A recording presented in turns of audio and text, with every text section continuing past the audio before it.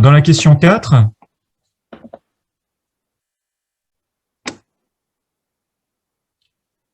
on veut afficher les éléments du tableau dans la première colonne de la feuille 2 du classeur. Alors là, ça c'est une erreur qui est classique, c'est que je vais lui demander d'écrire dans la feuille 2. Donc l'erreur classique, c'est quoi? C'est que si vous regardez mon classeur ici, moi j'ai pas de feuille 2. Donc si je lui demande d'écrire dans la feuille 2, il va m'envoyer un message d'erreur pour me dire objet inexistant. Donc avant de réaliser ce programme, il faut créer ma feuille 2. Donc je clique sur le plus et je crée ma feuille 2. Donc on veut écrire ça donc dans la feuille numéro 2, mais cette fois-ci sur la première colonne. Donc ça veut dire que finalement, afficher les choses, je vais reprendre cette structure de boucle, sauf que maintenant ça va être l'inverse. C'est-à-dire c'est pas TI qui va prendre des valeurs de la feuille, c'est la feuille qui va prendre des valeurs de mon tableau qui a été créé. Donc c'est en sens inverse, d'accord? Donc ça c'est d'une part, mais d'autre part, c'est plus dans la feuille 1 qu'on travaille, mais dans la feuille 2. Et par ailleurs, on ne travaille pas sur la ligne 1 en se déplaçant sur une colonne, mais l'inverse. On va rester sur la colonne 1 et on va bouger sur les lignes. Donc on inverse les choses.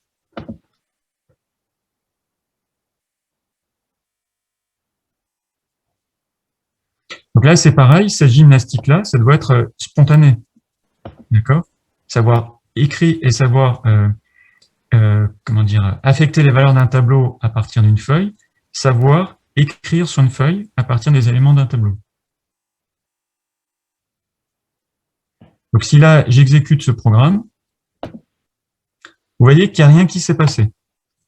Je ne sais pas si vous avez eu le temps de voir, j'ai cliqué sur ça, il n'y a rien qui s'est passé. En réalité, si, il y a des choses qui se sont passées. Pour ça, il faut que vous alliez dans votre feuille de calcul, où vous voyez que mes éléments qui étaient dans la feuille 1, alors bien sûr, il fallait qu'il y ait des éléments dans la feuille 1, ils soient affichés ici. Alors, en cours, on a vu que, par exemple, si après je veux refaire mon programme, mais par exemple, je saisis juste 3 valeurs, au lieu de 5, eh bien les cellules de l'exécution précédente de mon programme vont rester affichées, celles qui ne seront pas écrasées par de nouvelles valeurs.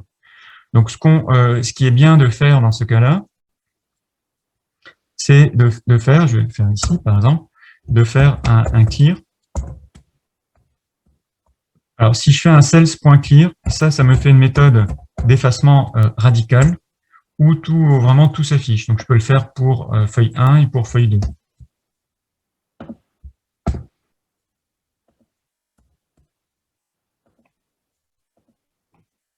Ça, on avait expliqué tout ça en cours, les méthodes et les propriétés. Excusez-moi, monsieur, est-ce que vous pouvez répéter juste la partie où on met n égale i moins 1? Ça, j'ai pas bien compris. Ouais. Attendez, je pense juste à une chose. Non, la feuille 1, par contre, ça, on va pas la faire parce que justement, on doit saisir les valeurs. Donc ça, vous enlevez feuille 1, c'est juste sur la feuille 2 qu'on va faire le cells.clear. Reposez votre question, je me souviens plus ce que vous avez dit. Est-ce que vous pouvez juste répéter la partie n égale i moins 1? Ça, j'ai pas bien compris, en dessous de wand. Alors, en fait, on veut compter le nombre de valeurs qui sont saisies dans des cases de la première ligne. Donc, en fait, l'idée, c'est que je vais regarder chacune des cellules les unes après les autres, mais je vais continuer à regarder, par exemple là, ici, si je suis là, je ne vais pas regarder si la suivante contient quelque chose ou pas. Parce que dès ce moment-là, ici, c'était ma dernière cellule qui était non vide. Donc, en fait, je regarde est-ce que la cellule est vide ou pas, et je continue jusqu'à ce que je tombe sur la première cellule vide. Si je suis tombé sur cette première cellule vide, ça veut dire que c'est la précédente qui était non vide, et qui était la dernière non vide. Donc là, si je compte, j'ai I est égal à 1, I est égal à 2, 3, 4, 5, 6. Là, du coup, je m'arrête parce qu'elle est vide, mais simplement, j'ai I est égal à 6. Donc, il faut que je fasse I moins 1 pour avoir mon nombre de cellules non vides dans ma première ligne. Donc, c'est pour ça qu'on fait N, qui sera le nombre de cellules, N qui sera le nombre de cellules non vides, en faisant I moins 1. Ok, merci. Monsieur, j'ai aussi une question. Est-ce que quand on a demandé d'écrire les chiffres de la feuille 1 dans la feuille 2, on aurait pu demander de les écrire en ligne plutôt qu'en colonne? Bien sûr, on peut le réécrire tel quel en ligne. On peut même l'écrire, si on souhaite, on peut très bien, au lieu d'écrire, vous dites en ligne, par exemple, je vais même l'écrire dans la 5e ligne, par exemple, et donc, du coup, ce sera en ligne, comme vous dites, mais ce sera en plus la 5e ligne. On peut changer ça, même. D'accord? Si après, je regarde, ici, vous voyez qu'il a bien écrit en ligne. D'accord. Et à la 5e ligne. Donc ça, c'est justement vous, maintenant votre objectif à vous, c'est de bien comprendre ça et d'être en mesure de, si on vous pose la question, de dire écrire sur telle ligne ou autre telle donnée du tableau. Merci. Alors, dernière question, donc échanger les valeurs du tableau de la feuille 1 de la première et de la dernière case si la première valeur est plus grande que la dernière. Et donc, on affichera ce tableau trié sur la 2e ligne de la feuille 1.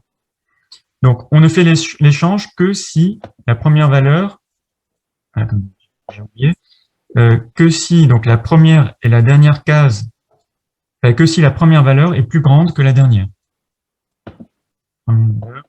Plus grande que la dernière. Donc, on va déjà regarder est-ce que la première est plus grande que la dernière ou pas. Donc, la première, c'était 1, le premier élément du tableau. On va, maintenant que tout est mémorisé dans le tableau, dès qu'on peut, on travaille plutôt sur les tableaux que sur les références aux cellules. Parce que si on a des données, si on a des milliers de données, travailler directement sur des opérations avec ça, ça peut prendre plus de temps. Donc, on va regarder si T1 est plus grand que le dernier élément du tableau. C'est quoi le dernier élément du tableau? Eh bien, le nombre d'éléments, il nous a été donné par n.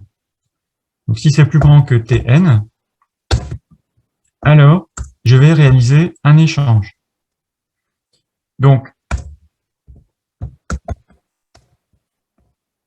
ça, c'est des choses que vous connaissez, c'est que donc là, ce que j'écris, c'est surtout ce qu'il ne faut pas faire. Ce que vous ne pouvez pas faire, c'est dire que T1, je le remplace par Tn, et Tn, je le remplace par T1.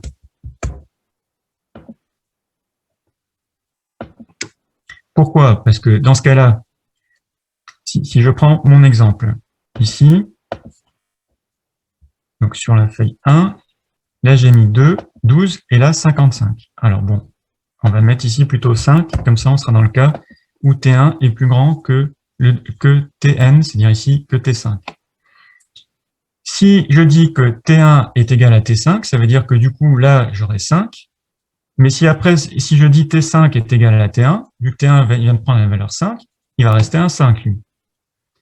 Donc ça, c'est de l'algorithmique de base.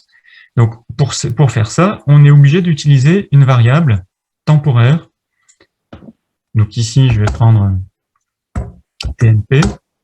Bon, là, on a pris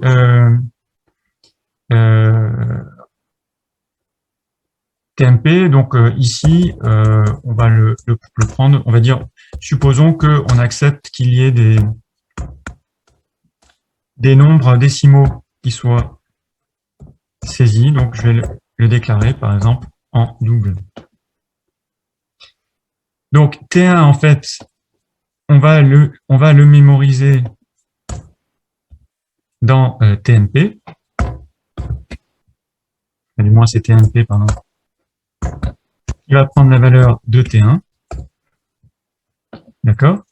Donc là, j'ai créé une variable, alors TMP, vous pourrez aussi dire une variable auxiliaire si vous voulez,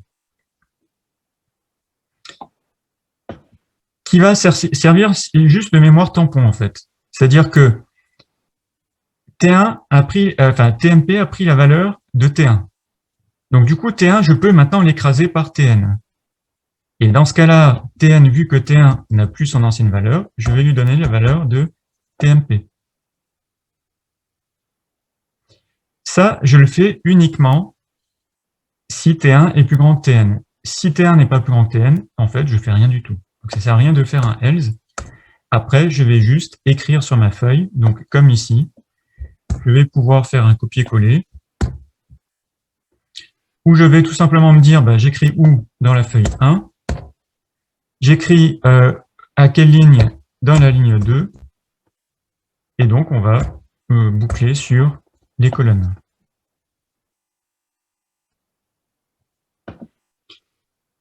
Donc là, si j'exécute, vous voyez que il a bien écrit dans la. Donc tout à l'heure, vous voyez que tout à l'heure on n'avait que cette ligne-là. Là, il m'a bien réécrit sur la deuxième ligne de la feuille 1 en échangeant les valeurs de la première et la dernière colonne. Si par contre, ici, je mettais 55, et bien du coup, là, il ne va pas réaliser l'échange. On ne rentre pas dans la conditionnelle, du moins, ce test est faux, donc du coup, on ne réalisera pas l'échange. Donc vous voyez que là, du coup, il est réécrit en l'état.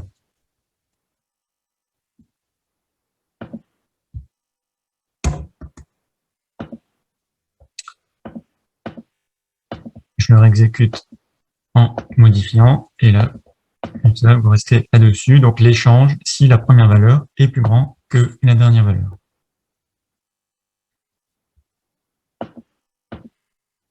D'accord? Donc ça, c'est un exercice qu'il faut bien réviser. Il y a quasiment aucune chance qu'on ne vous pose pas de questions là-dessus. C'est-à-dire qu'après, il ne doit pas y avoir de ce genre de choses. Là, ça doit être immédiat.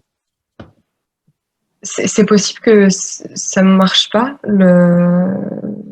Moi, ça me reste sur 12, mais ça affiche pas l'autre numéro. J'ai dû louper quelque chose. Ah, c'est que j'ai mis un 1, pardon, j'ai rien dit. Sinon, après, effectivement, il faut. Le programme marche. Après, c'est un bon exercice. Entraînez-vous à essayer de changer, par exemple, la ligne, à essayer une colonne, etc. On va faire rapidement le suivant, l'exercice 3.